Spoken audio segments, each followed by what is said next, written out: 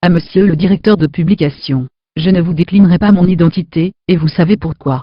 Mais le plus important est ce qui va suivre. Les Africains, particulièrement les Ivoiriens puis les Libyens, ignorent le fond de leur malheur. Oui, ce qu'ils subissent ne date pas de maintenant comme vous vous en doutez. Ceux qui ont tiré et continuent encore de tirer les ficelles des crises et guerres en Afrique, et ailleurs ont tout planifié en attendant le faux pas des leaders, comme Laurent Gbagbo et Mouammar Kadhafi. Nous allons ensemble survoler le cas libyen, mais aller en profondeur sur le cas ivoirien. La communauté de la haute finance, dirigée et contrôlée par les Hongries, les Illuminati, dont je faisais partie, a une règle simple: gagner de l'argent et encore gagner de l'argent. Concernant le plan des Illuminati, dont font partie le CFR, la Commission trilatérale, le mouvement Screw-les-Bonnes, les francs-maçons, la Rose-Croix, etc., le choix qui s'est porté dans les années 1970, sur Alassane Ouattara depuis qu'il était étudiant en Pennsylvanie aux États-Unis, avait pour but de remplacer Félix Houphouët-Boigny lorsque celui-ci serait vieillissant mourant. Nous avons à travers François Mitterrand poussé la création du multipartisme dans l'Afrique francophone. Objectif préparé 18 ans plus tôt, afin de remodeler l'espace politique africain. Nos experts ont déduit que l'application du multipartisme nous permettrait de remplacer la vieille garde politique par une nouvelle. Pour y arriver, il fallait faire chuter les cours mondiaux du cacao et autres matières premières. Ceci pour créer une crise économique et provoquer la colère populaire, pour finalement aboutir au pluralisme d'opinion, qui fragiliserait les présidents d'alors, qui étaient adulés et respectés comme Houphouët-Boigny. La haute finance n'a pas d'état d'âme. Notre système couvrait les dérapages et crimes de ce dernier, Houphouët-Boigny, tant qu'il nous était utile et en bonne santé. Mais ce dernier, ayant découvert trop tard la manœuvre, a tout fait pour ne pas permettre à Alassane Ouattara d'être au pouvoir. Il a modifié la Constitution, afin de permettre à Henri Konan Bédié de venir aux affaires, bien qu'il soit mal aimé de population, qui voyait en lui un héritier dynastique. Cette situation d'antipathie d'une bonne partie du peuple, nous donnait le temps de préparer la chute de Bédié, qui s'est avéré un homme faible. Il nous fallait tout simplement jouer sur la fibre ethnique et religieuse pour placer Ouattara au pouvoir, quel que soit celui qui était en face. Créer subtilement le VRDR, et en faire un parti ethnique avec des militants que nous savions pour la plupart peu instruits, ou analphabètes, a été d'une aisance modèle, car plus facile à manipuler. Nous reviendrons plus loin. Ouattara étant présenté comme victime par nos médias, CFI, TV, 5. RFI, il devint facile de manipuler les militaires ivoiriens du Nord tel Ibrahim Koulibaly, Issaka Ouattara, Oumar Diarra-Souba, etc. Objectif, saisir une situation et créer un mouvement de révolte, placer un homme liche pour une transition, et aboutir à une élection truquée, comme plus tard en novembre 2010. Bédié entre-temps tombé le 24 décembre 1999, le général Gueye est placé provisoirement à la tête du pays, mais plus tard, ce dernier retournera sa veste. 2 tentatives de coup d'État contre lui échouent, puis, Laurent Gbagbo vient aux affaires suite à une élection controversée. Nous avons été surpris par la réaction populaire, qui a permis de rendre à Gbagbo sa victoire. L'arrivée au pouvoir de cet homme, Gbagbo, que nous avons par l'entremise d'Ouattara tenté de supprimer en 1992, lors de la marche de l'opposition du 18 février de la dite année, a fait trembler la haute finance satanique comprenant le Club de Paris, le FMI, la Banque mondiale, le Club de Rome, etc. Le plan pour l'éliminer fut secrètement mis au point en attendant une occasion dorée, qui s'est présentée lors de cette marche, 18 février 1992. Mais l'humanisme des gendarmes d'alors, a gêné la mise à mort de l'homme. Certes, nous voulions une opposition contre le pouvoir Houphouët, afin de l'affaiblir puis le remplacer, mais nous ne voulions pas d'une opposition puissante, comme le FPI avec un leader aussi charismatique, qu'incontrôlable comme Gbagbo. Un tel homme au pouvoir suite aux élections 2000, n'arrangeait pas les affaires des banquiers, et les chocolatiers internationaux, guidés par les Hongries, Illuminati. Laurent Gbagbo, un homme qui n'est pas esclave de l'argent, et de luxe démesuré, est un poison pour ceux qui l'ont finalement eu l'avril 2011. Gbagbo arrive au pouvoir et découvre que le pays dont il tient les rênes n'est pas réellement indépendant, mais pire, les richesses du pays appartiennent à la France qui les gère pour les intérêts de la communauté internationale dirigée par les Illuminati. Il décide alors de tout remettre à plat concernant les relations entre son pays et la France. Tout l'argent de corruption élevé offert par les pompes du pouvoir financier français est directement versé dans les caisses du trésor ivoirien. Car disait-il, c'est l'argent des Ivoiriens. Crime de lèse-majesté pour les financiers occidentaux, car on ne refuse pas impunément les offrandes de gens, qui ont toujours procédé ainsi, pour avoir la main mise sur les dirigeants, et les richesses des pays du Sud. Non seulement l'élection de Gbagbo nous a surpris, mais il commet le crime d'être incorruptible. Il fallait s'en débarrasser le plus vite possible. Janvier 2001, première tentative qui échoue par précipitation. Septembre 2002 fut préparé au Burkina avec l'appui de Blaise Compaoré, franc-maçon de catégorie esclave, franc-maçon soumis qui respecte les règles criminelles de la cause. Entraînement intensif des militaires exilés ivoiriens, qui échoueront miraculeusement le 19 septembre. Mais tout est réorganisé pour partitionner le pays puis le conquérir petit à petit, afin d'affaiblir le pouvoir Gbagbo insoumis, panafricaniste et nationaliste. Mais les combats sont meurtriers malgré le faible équipement des militaires loyalistes. Une ruse est parallèlement organisée pour neutraliser Gbagbo. 1. Mise sur pied par la DGSE française d'un commando, afin d'assassiner des personnalités plus ou moins importantes, le comédien Camaradi H, le docteur Dakouri, frère du rebelle Dakouri Tablet, Diandré Kefé etc., pour faire accuser Gbagbo avec des supposés escadrons de la mort fabriqués de toutes pièces par les services secrets français. 2. Les accords de Marcoussis pour le dépouiller de son pouvoir gênant. Là encore Gbagbo se montre habile politicien, et déjoue tous les pièges qui lui sont tendus. L'armée ivoirienne qui se rééquipe, ne rassure pas les intérêts occidentaux, car les soldats loyalistes commencèrent à surmonter leur peur, et prêts à broyer du rebelle afin de libérer le pays. Voyant la supériorité militaire loyaliste, se forger et gagner du terrain, un traité de paix est provoqué et signé pour stopper la belligérance. Comment stopper les achats d'armes que Gbagbo opérait, tel devenait l'objectif à court terme pour les Illuminati. Nos experts composés de la DGSE français, de la CIA américain et du MI5 britannique en liaison avec les services secrets burkinabés, maliens et sénégalais se mettent au travail pour trouver une solution, afin de verrouiller militairement l'armée loyaliste appelée FDSC. La première trouvaille est une marche organisée par l'opposition en mars 2004. Le but était de pousser Gbagbo à massacrer le maximum de civils, infiltrés pour l'occasion, de rebelles, et permettre ainsi à l'ONU, qui est l'arme diplomatique des Illuminati, de sortir une résolution d'embargo sur la Côte d'Ivoire. Mais pour y parvenir, une commission d'enquête fut dépêchée, afin de produire un faux rapport, qui allait justifier l'embargo. Une fois de plus, Gbagbo sent le piège et produit un contre-rapport juridique qui bat en brèche les arguments de la commission de l'ONU. Quel est cet homme qui réussit à bousiller un plan bien pensé, et aussi coûteux que cette marche où nous avons bien manipulé les partis d'opposition avec leur chef Cupid de pouvoir? Dans la colère, certains services proposèrent l'élimination physique de Gbagbo.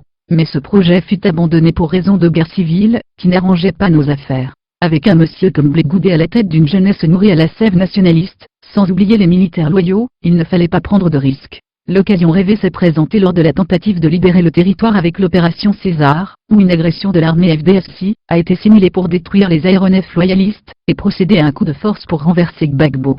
Là encore, échec et mat, qui s'est achevé par le massacre de nombreux civils par l'armée française. Cap a alors été mis sur la fin du mandat de Gbagbo en 2005. Mais entre nous, il fallait le court-circuiter. Tous les moyens médiatiques furent déployés, afin de demander la démission de Gbagbo, et permettre la mise sur pied d'une transition. Vous vous en souvenez, n'est-ce pas? J'en ris encore aujourd'hui car c'était grotesque. Mais il fallait quand même essayer. Cette manœuvre ayant échoué, l'objectif fut d'attaquer à nouveau Gbagbo à travers l'Union africaine corrompue en imposant un nouveau Premier ministre en la personne Konan Banny. Le choix de Banny s'est joué sous la pression de Olusegun Obasanjo, l'ancien président nigérian qui est aussi franc-maçon. Banny nous paraissait plus pugnace qu'un Sédoudia affaiblard et Fon. Mais le choix de Banny en décembre 2005 n'avait rien de promotionnel. Nous savions que la population daolé, qui commençait dangereusement à succomber au charme Gbagbo, en grande partie nostalgique du temps PDCI ou fouettiste, allait croire un retour aux affaires du parti. Leur haine allait se consolider contre Gbagbo pour la suite de notre plan. Banny allait croire en l'appui du RDR d'Ouattara pour faire chuter Gbagbo vu que le groupe de travail international, GTI Armes diplomatiques, a été mis en place pour la cause. Objectif, dissoudre l'Assemblée nationale, contrôler l'armée, museler les patriotes de Blé Goudé, et organiser des élections avec un fichier électoral tronqué sur base d'audiences foraines faussées. Là encore Gbagbo s'en sort avec maestria avec l'appui des jeunes patriotes guidés par Blé Goudé et Eugène Bué. Mais nous avions marqué un point important dans cette défaite. L'haleine des militants PDCI baoulés pour Gbagbo a ressurgi et s'est consolidée grâce à la cause Konan Banny. Cela nous servira pour la suite, car la manipulation est notre jeu favori.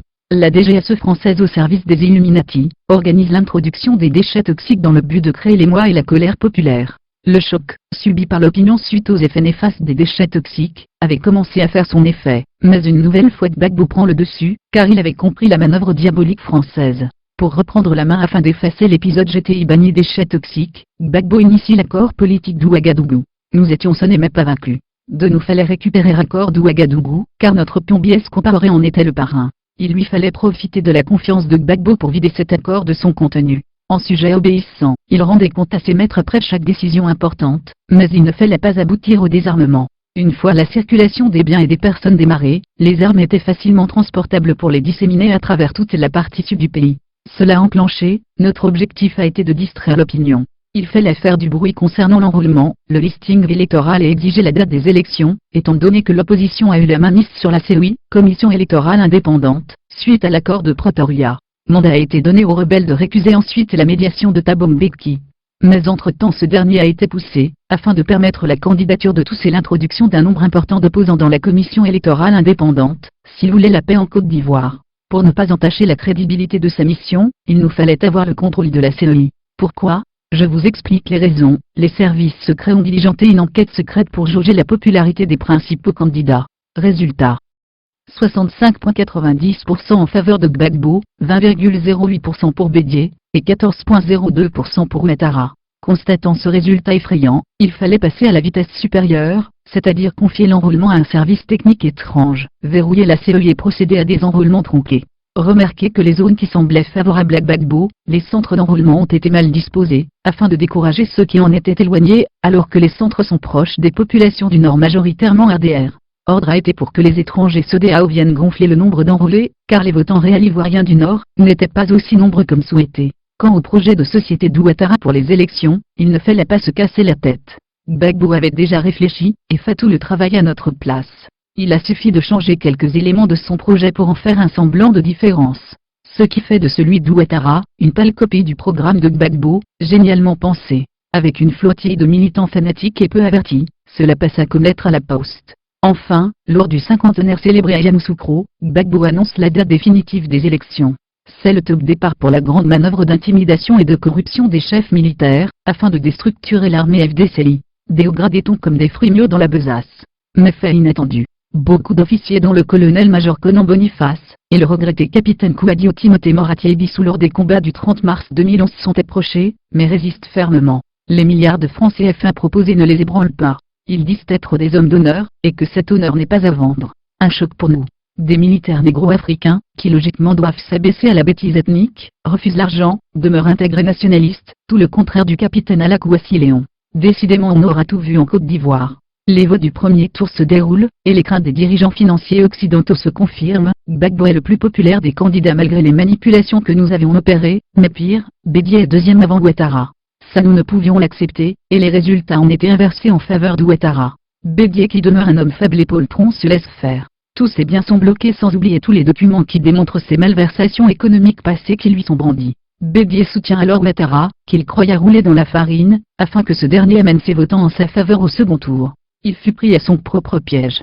C'est la même méthode qui sera appliquée pour le choix des candidats aux prochaines législatives. Vendre et rendre le PDCI inoffensif, ce qui arrange la situation des maires occidentaux d'Ouattara. Au second tour, malgré les appels de Bédié à voter pour Ouattara, le taux de participation est faible. Il fallut gonfler le nombre de votants par rapport au listing dans les régions du Nord non désarmées. Les hommes de Gbagbo à la CEI, bien qu'en faible nombre, demeurent extrêmement vigilants. Les 3 jours requis pour annoncer les résultats provisoires sont passés sans proclamation de résultats. Il fallait opérer un passage en force, tâche qu'accomplissent les ambassadeurs français et américains. Une fois annoncés les résultats sur France 24, le reste, nous nous en occupions par médias et ONU interposés. Gbagbo ne se laisse pas faire pour autant, malgré le fracas médiatique des chaînes de télévision et de radio occidentales.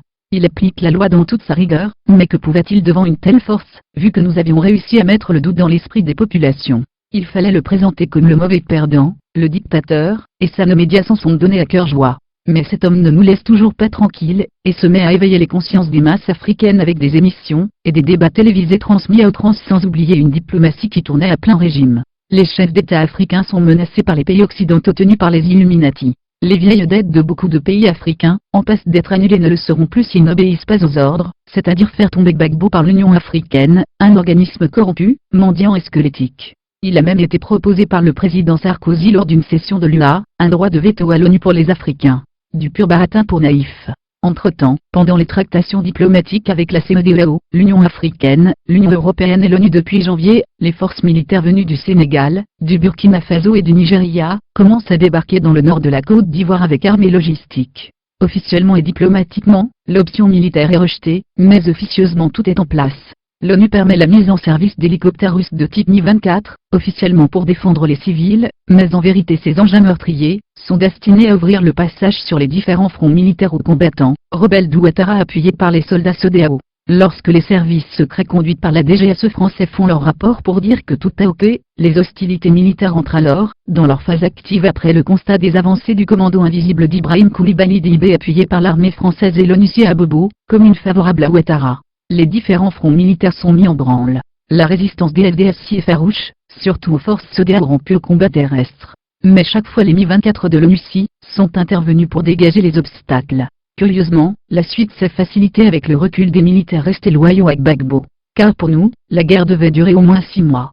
Ces longs combats allaient nous permettre de massacrer la communauté chrétienne en masse, afin d'atteindre une quantité de sang à faire couler pour cause rituelle satanique Illuminati. Le retrait des FDSI a empêché ce carnage, parce que la visibilité du terrain allait dévoiler ce génocide religieux. Les intenses prières chrétiennes ont un rôle néfaste contre les Illuminati qui sont, eux, adorateurs de Lucifer.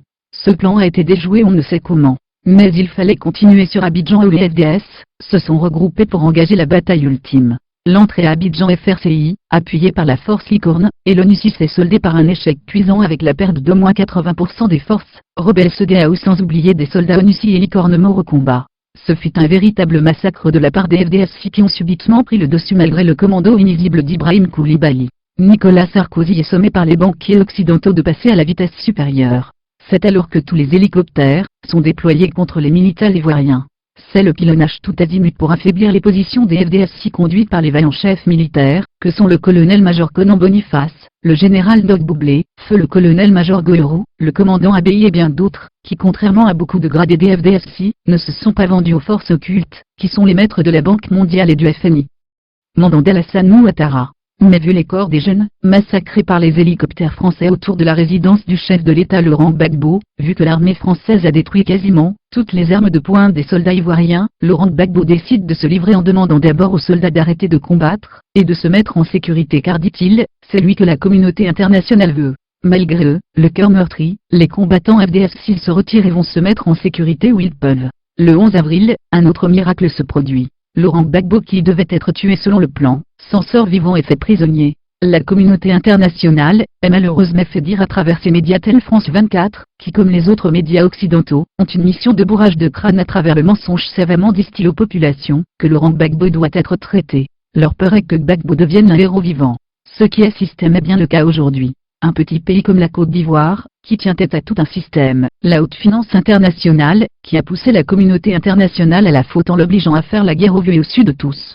Cela a permis aux jeunesses africaines de comprendre définitivement qu'on les a prises pour des idiots depuis toujours, et que leurs pays ne sont pas véritablement indépendants, comme on tente de le faire croire avec des fêtes d'indépendance célébrées chaque année. La communauté internationale se sent affaiblie car Laurent Gbagbo l'a poussé à se dévoiler en plein jour, alors que par le passé tout était déguisé, et les peuples manipulés n'y voyaient que du feu. Quand j'ai vu cet homme de plus près à l'hôtel du Golfe suite à son arrestation, quand j'ai lu dans son regard si profond, certes rempli de déception, je n'y ai pas aperçu de signe de défaite, de peur ni de faiblesse. Oui, assurément c'est un grand homme, incorruptible et par-dessus tout un génie de la politique jamais vu en Afrique depuis un certain Patrice Lumumba. Quand son regard a croisé le mien, alors que les badauds fanatiques d'Alassane Ouattara le couvraient d'injures de toutes sortes, j'ai compris que le combat que mène cet homme n'est pas terminé même s'il mourait ce jour où il fut arrêté. Gbagbo n'a pas été tué physiquement, mais la communauté internationale voulait se rattraper autrement. La trouvaille, c'est la Cour pénale internationale, CPI, qui doit servir à abattre l'homme définitivement. Le procureur Ocampo a reçu pour cette tâche, $1 million versés par les services de l'ombre de la communauté internationale sur un compte offshore au Belize, qui est un paradis fiscal pour le blanchiment d'argent. Gbagbo en prison au nord, le régime Ouattara demeure fébrile, et ne rassure pas du tout car l'image du leader charismatique écroué gauchement, continue d'avoir un impact sur les populations africaines. Son transfèrement précipité à la CPI avait pour objectif d'abattre moralement ses soutiens militants, et pousser les partis politiques, qui lui sont proches à abandonner la course aux législatives. Mais, coup de théâtre, sa première comparution à la CPI s'avère un poignard dans le ventre de la communauté internationale, qui comprend alors tardivement qu'elle a affaire à un homme d'une dimension à nulle autre pareille. Un individu, qui a été maltraité, humilié et détenu dans des conditions inhumaines, réapparaît à la face du monde, requinqué, plus combatif que jamais avec comme cerise sur le gâteau, une intervention magistrale qui a fait l'effet d'une bombe. Dans toute l'Afrique, l'espoir des jeunes Africains refait surface et se décuple. C'est les débats pleins d'ardeur, qui reprennent leurs droits dans les quartiers des capitales africaines. En face, la communauté internationale se sent ridicule face à un seul homme, qui incarne l'espoir politique de tout un continent avide de liberté et de démocratie sans influence extérieure. Elle se sent coupable de n'avoir pas assassiné ce Gbagbo qui les a poussés à révéler au grand jour toutes leurs combines. Côté Côte d'Ivoire, les nouvelles consignes françaises sont les suivantes: étouffer la presse bleue, proche de Gbagbo par tous les moyens, afin de l'empêcher de faire un travail de communication efficiente, et redonner l'espoir aux Ivoiriens, l'empêcher d'assurer son travail d'éveil des consciences pour maintenir la flamme patriotique. Manœuvre rondement menée à coup de sanctions du Conseil national de la presse, CNP, dont c'est la mission principale sous l'œil bienveillant du ministre de l'Intérieur qui est suivi à son tour de très près par les services secrets français. Ceci avec des arguments fallacieux basés sur l'esprit d'un pseudo-réconciliation et la paix. Au niveau international, la consigne claire est d'étirer le procès de Gbagbo en longueur à la CPI avec de multiples reports, afin d'émousser l'espoir des jeunesses patriotiques africaines. La remplaçante du procureur Ocampo, le futur procureur Fatou Bensouda de race noire, a été approchée avec le double du grain, 2 millions de dollars, de son prédécesseur pour finir le travail d'accusation. Le choix d'un procureur de race noire est stratégique afin de ne pas donner au procès la couleur raciste que tout le monde africain critiquait sous l'ère Ocampo. Sur le terrain ivoirien, l'organisation des législatives a pour objectif de déposséder les Ivoiriens de leurs terres, permettant une recolonisation très moderne de la Côte d'Ivoire par la France au profit de la communauté internationale. C'est cela le plan. Mais la crédibilité de ce scrutin est très largement affaiblie car l'appel lancé par le parti de Gbagbo provoque la non-participation des Ivoiriens au vote du dimanche 11 décembre 2011. Il faut alors truquer les résultats et donner un chiffre de taux de participation erroné. En vérité, le réel taux de participation est de 16% et non 36% qui sont purement mensongers. Encore une victoire à l'actif de Laurent Gbagbo. Oui, assurément. Gbagbo n'est pas comparable à Alassane Ouattara, qui est fabriqué et tenu en laisse par la France et les puissances étrangères. Cet homme, Gbagbo, s'est fait lui-même sans appui extérieur. Il croit en l'Afrique alors qu'Ouattara aide à piller la Côte d'Ivoire avec des gros contrats offerts à des entreprises burkinabées, comme par exemple le marché de 25 milliards pour la réfection du quartier d'Abobo donné à une entreprise du pays de Blaise Compaoré. Les plus gros marchés sont réservés aux entreprises françaises pour le compte de ces maîtres de la communauté internationale. Mais rien n'est tard puisqu'un esprit nouveau est né en Côte d'Ivoire depuis l'an 2000 et n'est pas près de s'éteindre. Un homme appelé Laurent Gbagbo, que je n'aime pas, ce n'est pas obligatoire, c'est vrai, mais que je respecte, a pensé un projet de société révolutionnaire qui à terme devait faire de la Côte d'Ivoire et de la sous-région une puissance économique et industrielle avec sa propre technologie tenue et conduire par les Africains eux-mêmes. Il a contribué à la mise sur pied du premier satellite africain Rascom, qui du coup, rendait l'Afrique autonome au niveau télécommunications et information. Sa politique de transformation des matières premières allait enrichir et rendre puissants économiquement les paysans qui allaient se voir dotés de moyens techniques de dernière génération. Il avait pour objectif, le montage d'abord de véhicules de transport avec pour finalité d'en construire localement, avec les ingénieurs sortis de l'INPHB. Et plus encore il a entamé une ingénieuse politique de désendettement, PPTE, de son pays pour finalement aboutir à une autonomie basée sur les propres ressources ivoiriennes. Ce désendettement avait pour objectif de mettre à l'abri du besoin la majeure partie des travailleurs ivoiriens en augmentant drastiquement tous les salaires d'au moins 65%, en plus de mettre tous les moyens économiques à un niveau où la jeunesse pouvait comprendre qu'il ne faut pas mettre ses espoirs dans l'immigration massive en Occident. C'est l'un de ces plans secrets que nous avons découvert. Ça, la communauté internationale ne pouvait l'admettre. Pour mettre fin à cette vision, ses propres frères, égoïstes, avides de richesses faciles, de postes politiques honorifiques, afin de jouir de la vie se sont vendus au diable et l'ont renié. Mais comme je l'ai dit précédemment, cet homme digne de respect appelé Laurent Gbagbo, a suffisamment enseigné et nourri politiquement les jeunesses ivoiriennes et africaines pour continuer le combat, car je vous informe que la communauté internationale, au-delà de toute fanfaronnade, a beaucoup de faiblesses. Je sais de quoi je parle et je ne dis pas n'importe quoi. Quant à Alassane Ouattara, tous les documents compromettants le concernant ont été archivés pour le faire chanter le moment venu. Au-delà de tout ce que je viens de vous démontrer, je vous suggère d'exploiter votre intelligence à fond dans la combativité, et vous verrez que ces hommes politiques, qui sont guidés par les dirigeants de la haute finance, qui conduisent la communauté internationale ne sont que des hommes comme vous. Ils ne sont pas plus intelligents que vous, comme le croient bêtement beaucoup d'Africains adeptes de la paresse, de la mendicité et de la fatalité. Je suis de race blanche certes, mais il est stupide de croire qu'on est plus intelligent que les autres races. Les Chinois ont prouvé le contraire.